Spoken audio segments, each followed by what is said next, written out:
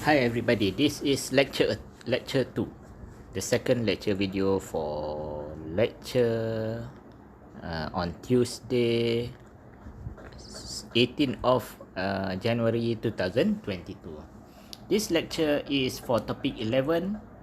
The title of the topic is Codes of Corporate Governance. Okay, this is the introduction to the topic.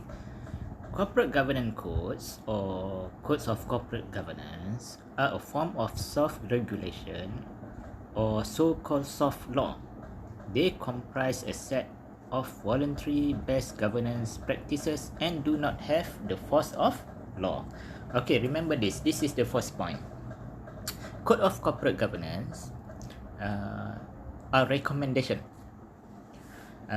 Businesses are recommended to follow the codes. The codes contains the best practices in corporate governance, but the codes are not law.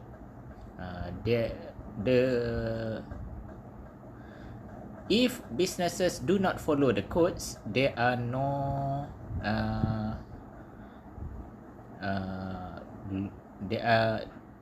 they are not doing anything against the law. But you will see there are several things that are done to make sure that businesses follow the codes. But still it is not a law.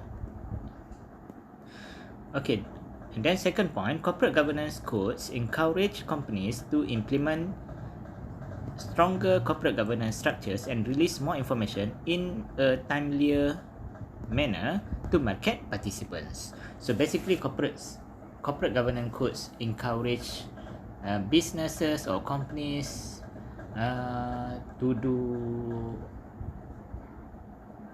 good governance. Point number 3, corporate governance codes can be developed at the national level, at the level of individual company, and at the international level. So an example of the national level code of corporate governance is the Malaysian codes of corporate governance. That codes are made for Malaysia, for this country. So it is a national level code. And then maybe there are many companies out there, they have their own code of corporate governance that they use for their internal purpose only. And at the international level, as far as I know, European countries, they have a corporate governance codes for the European countries. So the code can be called as the international level codes. European countries, most of them join the EU, the European Union. I think they have a code of corporate governance at the European Union level. So that is an example of international level code of corporate governance. Point number 4, you can see here, national governance codes tend to be adapted to the country's economic environment and address the country's most salient governance problems. So that is good for the national codes of corporate governance. The codes for at the national level can be designed to fit the purpose for that country only. Malaysian code of corporate governance, for example, is designed for Malaysian companies. It is good for Malaysian companies, maybe not good for other companies in other countries, because the code are designed specifically for our business practice, our legal aspect, etc. Okay, now in this lecture, I will focus on the Malaysian Code of Corporate Governance. A bit about the history of the codes. The Malaysian Code of Corporate Governance, or MCCG, is firstly introduced in year 2000. Before year 2000, there is very huge, very important or big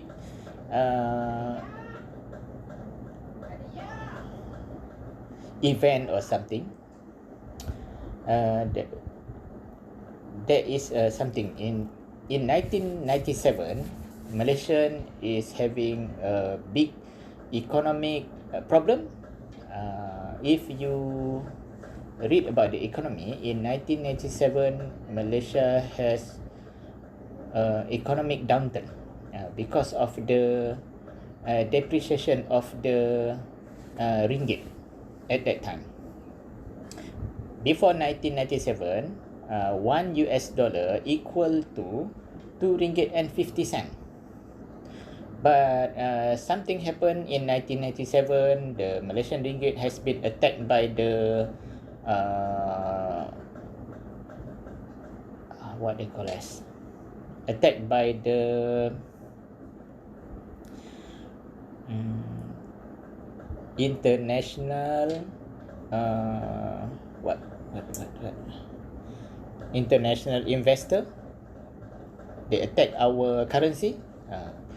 So then our currency dropped in value from 2 ringgit and 50 cent per US dollar. I think the ringgit dropped to like 4 ringgit plus per dollar. Until now, we still have that problem. Our currency still does not fully recovered. Imagine from 2 ringgit 50 cent per US dollar suddenly dropped to 4 ringgit plus per US dollar. So our country becomes poorer in the matter of several months. We at that time at the time when our currency is 2 ringgit 50 cent per for every US dollar, we can travel overseas because our currency is strong. After that, suddenly the ringgit dropped to 4 ringgit per US dollar. So we cannot travel outside. Companies having problem to pay back their international borrowing, and suddenly import is very expensive, etc. We have a big economic impact during that time. So after that event, many changes happened to the Malaysian corporate governance because it is found that one of the reason we were badly impacted by the devaluation of Malaysian ringgit is Malaysian companies does not maintain high quality corporate governance. So this code of corporate governance, MCCG, is one of the steps taken by the government to increase the quality of Malaysian corporate governance after the economic downturn 1997, economic problem 1997. So this MCCG was introduced or released in year 2000. After that, in year 2007 and year 2012 and year 2017, the MCCG has been reviewed. New recommendation were added, and I think they have do the review and updated the code. The latest review was in year 2021, just last year. So the code is always updated to maintain to make sure that it is always relevant to the Malaysian companies. Okay, so first point that you have to know before you see the code is principle based versus rule based approach. There are different approaches to the communication, management and monitoring of the corporate governance codes. Rule-based approach or the principle-based approach. Okay, see here about the explanation. The decision as to which approach to use for a country can be governed by many factors. Okay, so corporate governance problem happen everywhere in the world. Some countries, they apply rule-based approach to tackle the corporate governance problem. Some countries apply the principle-based approach. If the company apply rule-based approach, then if a country apply rule-based approach to tackle corporate governance problem, then the country will use law. The country will use law to make sure every company maintain high quality corporate governance. The example of a country that use law to monitor or to control the corporate governance is the United States. United States use Sarbanes-Oxley Act to control the corporate governance in the country. I think in the previous lecture I have explained about the Sarbanes-Oxley Act. If a company does not comply with the Sarbanes-Oxley Act, the company is doing something against the law. So penalties can be the company will be penalized according to the law. So the second approach done by many countries is principle-based approach. Principle-based approach is tackling the corporate governance problem using recommendation and good practices. So the one of the country that uses principle-based approach is the UK. They have, I think I also covered that in the previous lecture. In UK, they have Cadbury Committee report. Cadbury report. That report contains recommendation for companies how to maintain a high quality corporate governance. And then also, if you remember in the previous lecture, I have also shared with you the Cadbury report. Has been updated every 3 years, if I'm not mistaken. They update the report, the recommendation they update, so it is always relevant to companies there. So one of the thing about the principle-based approach is it does not have legal force. If a company does not follow the recommendation, then the thing that the company has to do is to explain why they do not follow the recommendation. And in some countries, the codes used in the principle-based approach has no legal force, but the stock exchange require every listed companies to follow the code, to comply with the code.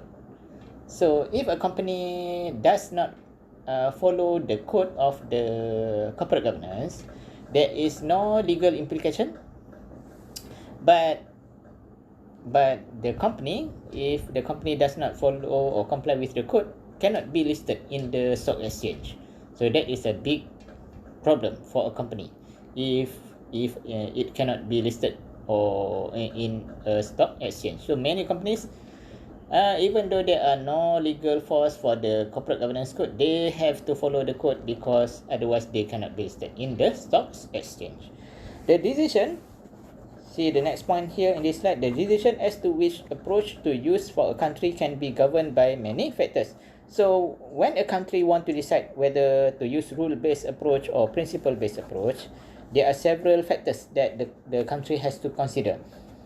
the country have to consider. The first one is dominant ownership structure of the companies, whether it is mainly owned by bank, family, or multiple shareholder, legal system and its power or ability, government structure and policies, etc. So the rule-based approach may be suitable for US because they have big problems before the introduction of the Sarbanes-Oxley Act. They have big problems there. They have several collapse of very big companies, billions of dollars just disappeared in several hours because of the collapse of very big companies. So maybe that is the reason they use rule-based approach. In some countries, the problem are not very serious, so maybe the principle-based approach is more suitable. Okay, a rule-based approach instill the code into law with appropriate penalties for transgression. So, like I said earlier, in countries that use rule-based approach, they use the law to make sure companies practice good corporate governance. But a principle-based approach requires the company to adhere to the spirit rather than the letter of the code. The company must either comply with the code or explain why it has not through reports to the appropriate body and its shareholders. So, principle-based approach has no legal force, but businesses or companies are recommended to follow the codes. If a company does not follow the codes, then the company has to provide explanation why they do not follow the code. For example, I think in the previous lecture, I have shared with you. You will see that in here in this lecture. So, question now. In Malaysia, we are using rule-based approach or principle-based approach for this corporate governance. So that is the question. So the answer is, in Malaysia, we have principle-based approach. We don't have law that enforce the corporate governance, but we have the one that I have shared with you in the previous slide. We have MCCG, Malaysian Code of Corporate Governance. It is a code. It has no legal force. And also in Malaysia, for a listed company, if a company wants to be listed in Bursa Malaysia, the company has to follow or comply with the MCCG. Okay, so even though MCCG is not a law, but Bursa Malaysia requires every company that wants to be listed to comply with the MCCG. Without the compliance, the company cannot be listed in the Bursa Malaysia. So it is still very important for every company in Malaysia to follow or to comply with the MCCG. Okay, I will share with you several important recommendation in Malaysian Code of Corporate Governance. The first thing is I will share with you recommendation in the codes related to the directors or board of directors of companies in Malaysia. So see here, in terms of board responsibilities, in paragraph 1.1, the MCCG mentioned that the board should set a company's strategic aims, ensure that the necessary resources are in place for the company to meet its objectives, and review management performance. The board should set the company's values and standards and ensure that its obligations to its shareholders and other stakeholders are understood and met. So the MCCG explained that board has encouraged board to fulfill their responsibility.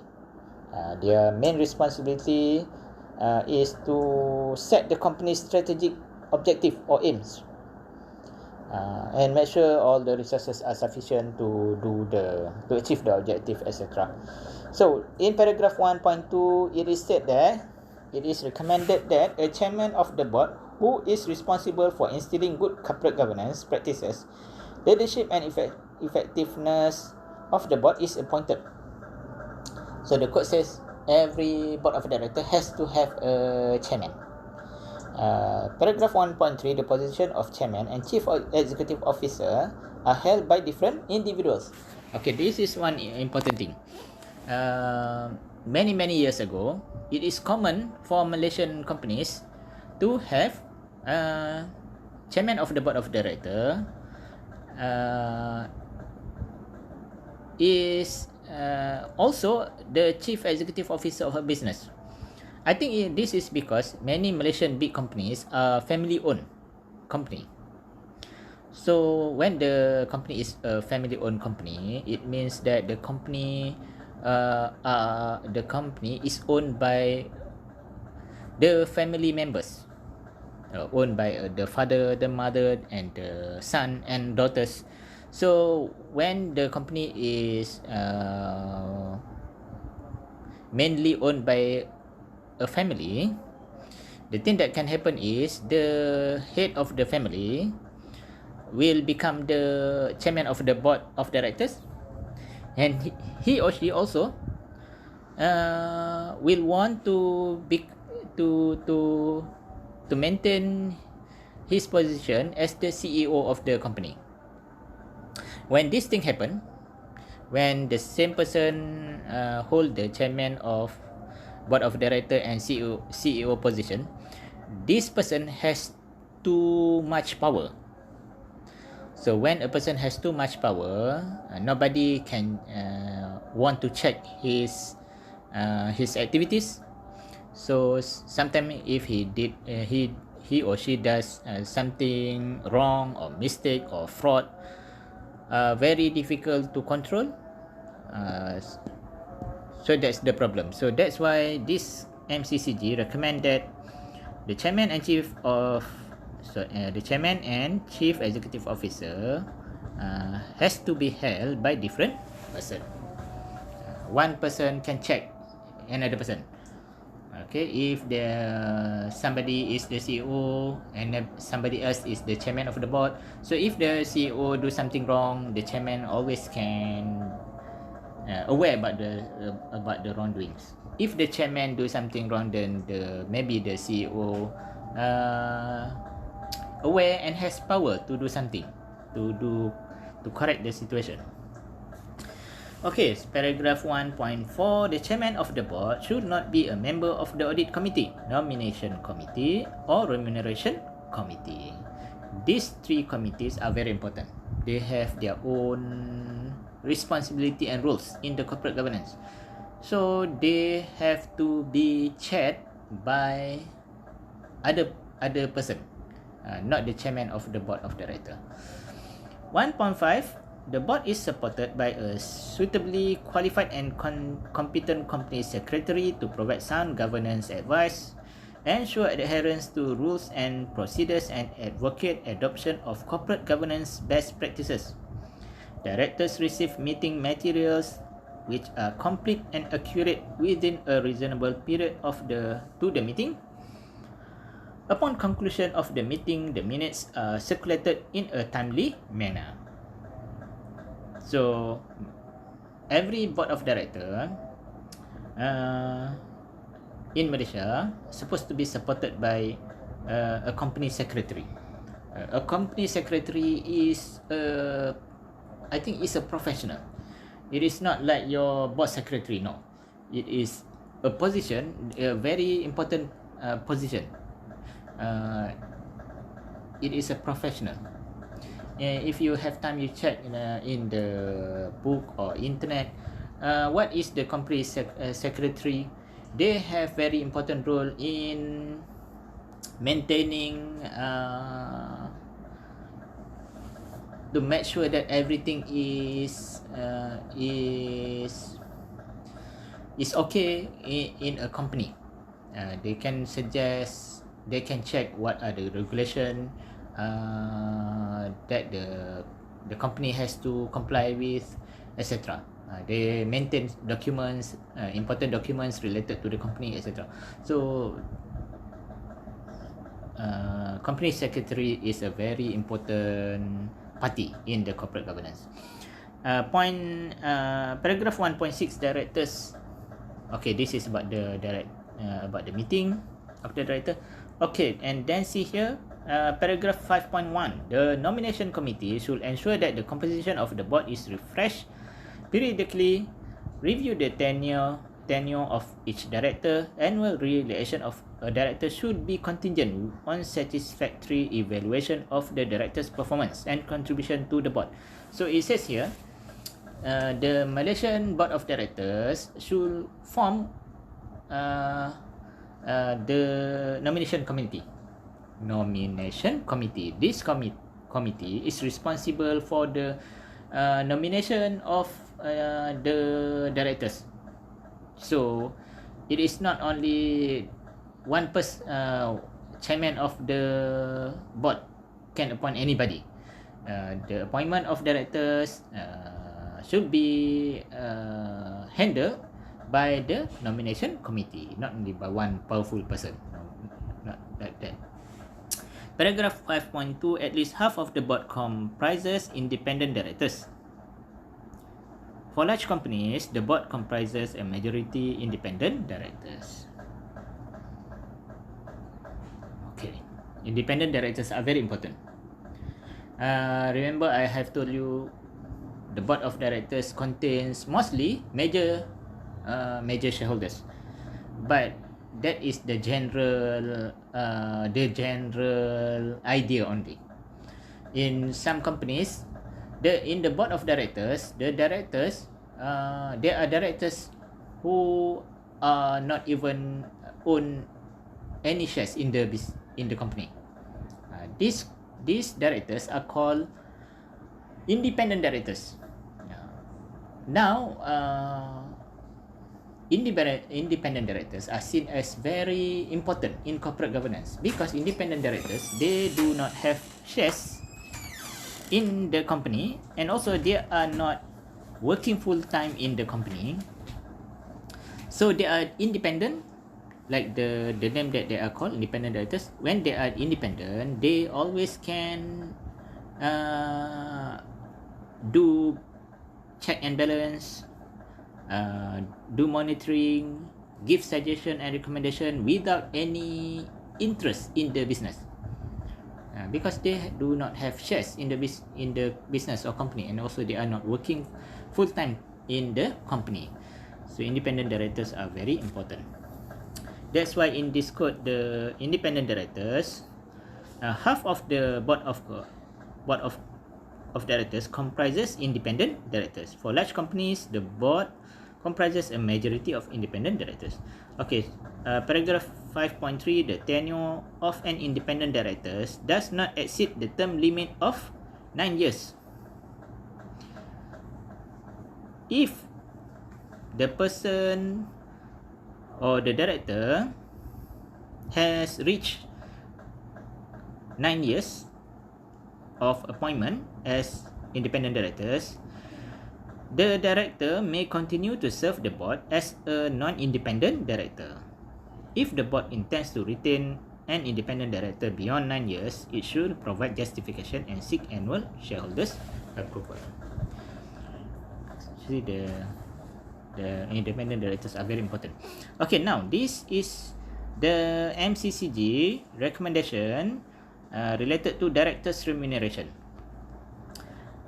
So directors' remuneration is very important.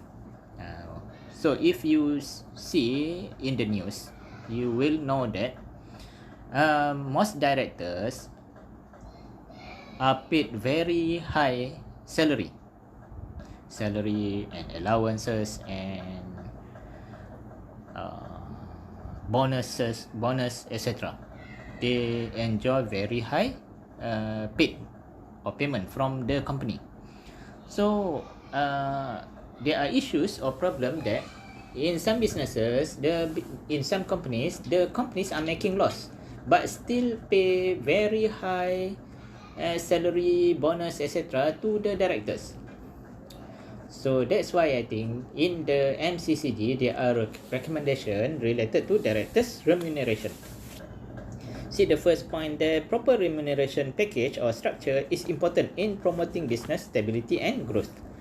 So one of the reason companies pay high salary and other things to directors is to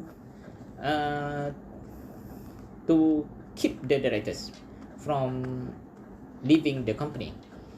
If they want to retain good directors in the company, they have to pay high salary, bonus, etc. Otherwise, the good directors will leave the company and do or provide services in other companies. So that is one of the reason. But the question is how to make sure the company pay high salary to good directors, to directors that do good or high contribution for the company. So that is why the code provides several recommendations about the remuneration of the directors. Okay, let's see paragraph 7.1. The board has remuneration policies and procedures to determine the remuneration of the directors and senior management. The remuneration policies and practices should appropriately reflect the different roles and responsibilities of non-executive directors, executive directors, and senior management. The policies and procedures are periodically reviewed and made available on the company's website. The idea is the payment to the directors has to be fair. The good directors, the directors that has many responsibilities, has to be paid more.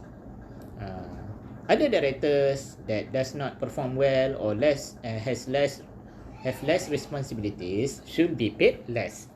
The problem happen when in a company some directors are paid high because the director is the family member. That's the problem. The code suggests that the directors should be paid because of the responsibility of the directors and the performance of the directors.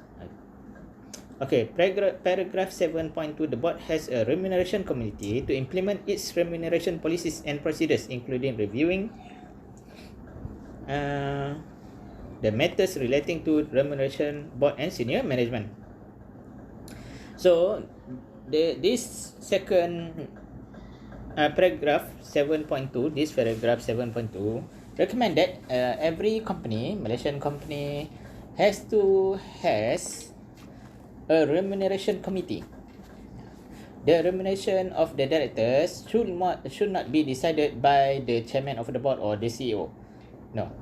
The code recommend that every company has to form a remuneration committee. A committee contains several members. So the committee should decide how much is the remuneration for the director. This I think to prevent one person from has the power to decide about the remuneration. If only one person has the power to decide about the remuneration to the directors, then that person can abuse the power. He or she can pay a lot to this director and pay less to other directors. Okay. Paragraph 8.1, there is detailed disclosure and on name basis of the remuneration of individual directors. The remuneration breakdown of individual directors include fees, salary, bonus, benefits in kind and other emoluments. So the code suggests that, or recommend that, every company has to disclose, has to write in their annual report the remuneration amount of every directors, including the salary, bonus, benefit in kind, fees, etc. So if you want to know how much AASHA paid to Tony Fernandez, you can check the AASHA income statement, annual report. So I think they will disclose that. They have to disclose that how much the company pays every directors. Sometimes millions of ringgit they pay the directors. Okay, paragraph 8.2. The board discloses on a name basis of the top 5 senior management remuneration components, including salary, bonus, benefits in kind, and other emoluments in band of $50,000. Every company also is recommended to disclose the remuneration of top 5 senior management, the CEO, the CFO, and maybe there are several more top management. So they have to, their salary, their remuneration package has to be disclosed in annual report, company annual report, according to the MCCG. Okay, this recommendation in MCCG, or Malaysian Code of Corporate Governance, related to shareholders. Shareholders is a very important group in the corporate governance. Shareholders are people who own the business. The directors, the managers, they have to answer to the shareholders, because shareholders invested cash in the business. Everything the shareholders can ask during the annual general meeting. So shareholders are very important. So see here, MCCG intended in outcome is shareholders are able to participate, engage the board and senior management effectively, and make informed voting decisions at general meeting. Paragraph 13.1 says, or recommended, that notice for an annual general meeting should be given to the shareholder at least 28 days prior to the meeting. Paragraph 13.2. All directors attend general meetings. The chair of the audit, nominating, risk management, and other committees provide meaningful response to questions addressed to them. They have to properly response to the shareholders, because the shareholders are the owner of the business. Paragraph 13.3. Listed companies should leverage technology to facilitate voting, remote shareholders participation in meeting. Listed companies should also take the necessary steps to ensure good cyber hygiene practices are in place, including data privacy and security, to prevent cyber threats to the shareholders, to the communication between the shareholders and the board of directors and managers in the company. Paragraph 13.4. The chairman of the board should ensure that general meetings support meaningful engagement between the board, senior management, and shareholders. That is the responsibility of the chairman of the board. He has to make sure the communication between the shareholders and the board of directors and management are meaningful, and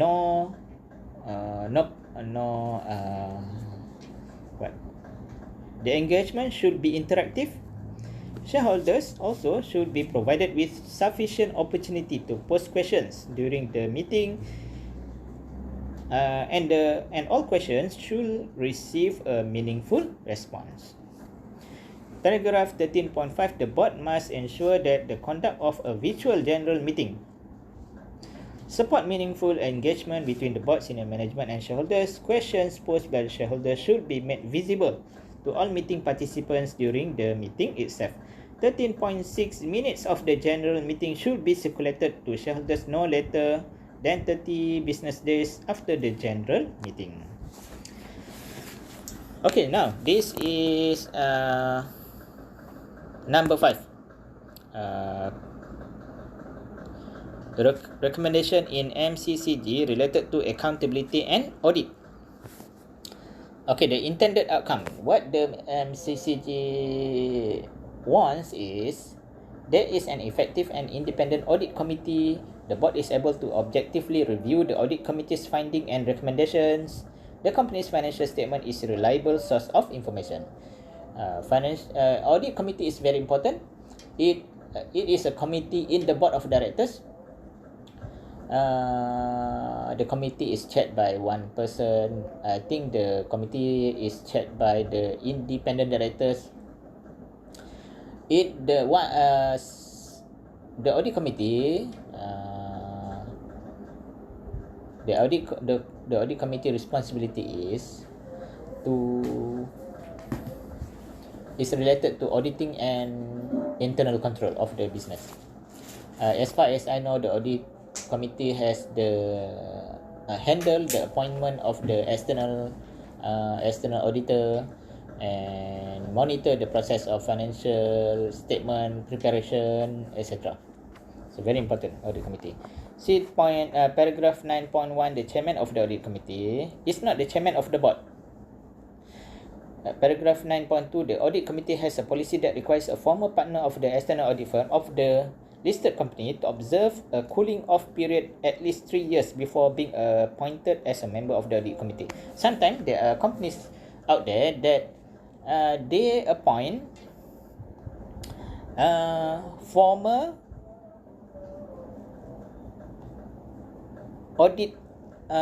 former external auditor as the one member of the audit committee. There are companies out there that do that. Then a question arises because why that former external auditor is appointed as the one of the audit committee member? Is it because of the former external auditor has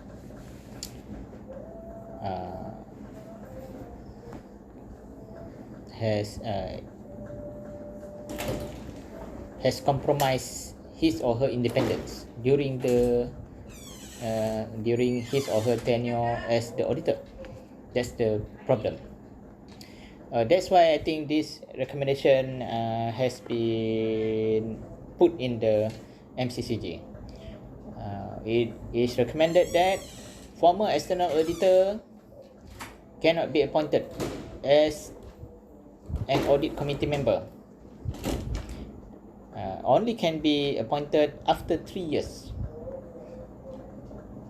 After 3 years, the appointment as external auditor has ended. So let's say a company hire Mr. X as external auditor, and then the Mr. X appointment ended this year, 2022. So Mr. X cannot become the audit committee member of the company. Not now. Only can become the audit committee member after 3 years from now. Okay, so year 2002, 2003, 2004. So he or she, Mr. X, only can become the member of the audit committee in year 2005, which is at least 3 years after the appointment as the external auditor ended. Paragraph 9.3, the audit committee has policies and procedures to assess the suitability, objectivity and independence of the external auditor to safeguard the quality and reliability of audited financial statement. See here, the audit committee has the authority, the power in the appointment of external auditor. So the auditor has to choose good auditors to audit the company's financial statement. That is the responsibility of that committee. 9.4, the audit committee should comprise solely of independent directors. So the code suggests that when the board of directors of a business form audit committee, then the committee has to comprise of only independent directors. There are some arguments that support this recommendation, and also there are arguments that does not support this recommendation. The argument that support this recommendation is when the audit committee members are all independent directors, they are independent. They have no interest in the business. They has no shares in the interest, etc. So they can work independently. They can hire any suitable direct auditors. They can do action. They can take action to managers or anybody that do wrong things in the business, etc. They are independent. But there are also arguments that does not support this idea. The argument says that if the audit committee members are all independent directors, then these independent directors, does not have sufficient knowledge about the business. They are independent directors. They are not full-time employee of the company. So how they do not know many things in the company. So that is the reason. But still, this MCCG recommend that all members of the audit committee are independent directors. Paragraph 9.5, collectively, the audit committee should possess a wide range of necessary skills. All members should financially literate, competent, and able to understand matters under the purview of the committee. All members of the committee should undertake continuous professional program or learning to update their knowledge in accounting, auditing standard, practices, and rules. Okay, so this is like the end of the topic. So the thing that I have shared with you in the previous slides are mainly recommendation made by Malaysian Code of Corporate Governance.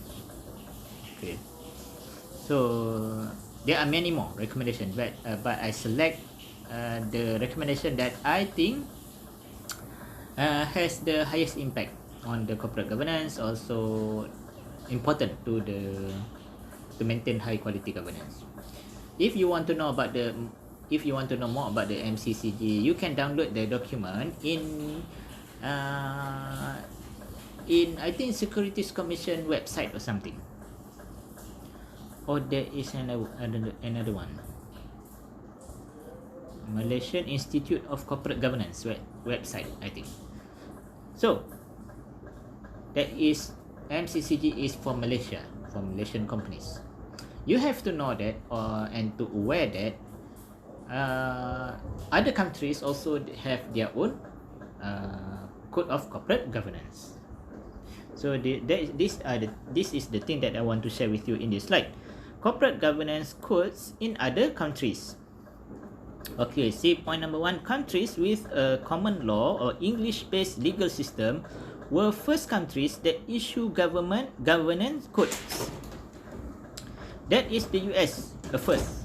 So this the thing that I found is US is the first country that has corporate governance codes, followed by Hong Kong, Ireland, and the UK and Canada. To date, the corporate governance codes can be found in more than 140 countries in the world. Second point, a majority of national codes are designed for listed companies, including the MCCG. Recently, codes have been issued for specific types of companies, like state-owned or family-owned companies, for different type of financial institutions, for example, codes for commercial banks, institutional investors and mutual funds, and for voluntary and charitable organizations. So this point says that now there are corporate governance codes that are for organizations other than listed companies. MCCG, I think, is codes for Malaysian listed companies. So now in other countries, there are codes of corporate governance for organizations other than listed companies.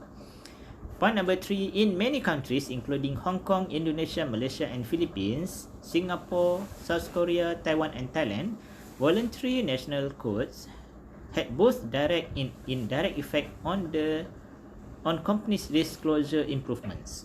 Okay, there are studies that found that after a country release or introduce code of corporate governance, there are many good effects. There are effect on the disclosure. It is found that in many countries, after codes of corporate governance has been introduced, companies they follow the codes, and also after that they disclose many things in their annual report to the shareholders. They disclose things related to the corporate governance. I think there are also studies, including in Malaysia, that found that companies perform better, make higher profit when they follow the standard, when they follow the codes, when they follow the recommendation mentioned in the codes. For example, in Malaysia, as far if I'm not mistaken, in Malaysia there are studies that compare company performance before MCCG is introduced, and after MCCG was introduced. So it is found that many companies, they perform better after they make higher profit after they comply with MCCG. And that is what I think I have read that research many years ago. It happened in other countries too. Company performs better after they follow the codes of corporate governance. Maybe the code of corporate governance suggests good governance practices. So when many companies practices good corporate governance practices, they produce or better product, or they make or provide better services, so they make better or higher profit compared to before the code of corporate governance. Okay, this is the end of the lecture for the topic 11. This is like scratching the surface only. You will know more about this code of corporate governance when you do the presentation. Do not forget to write your name and matric number in the comment section of this video. I will record that as the lecture attendance. Thank you very much.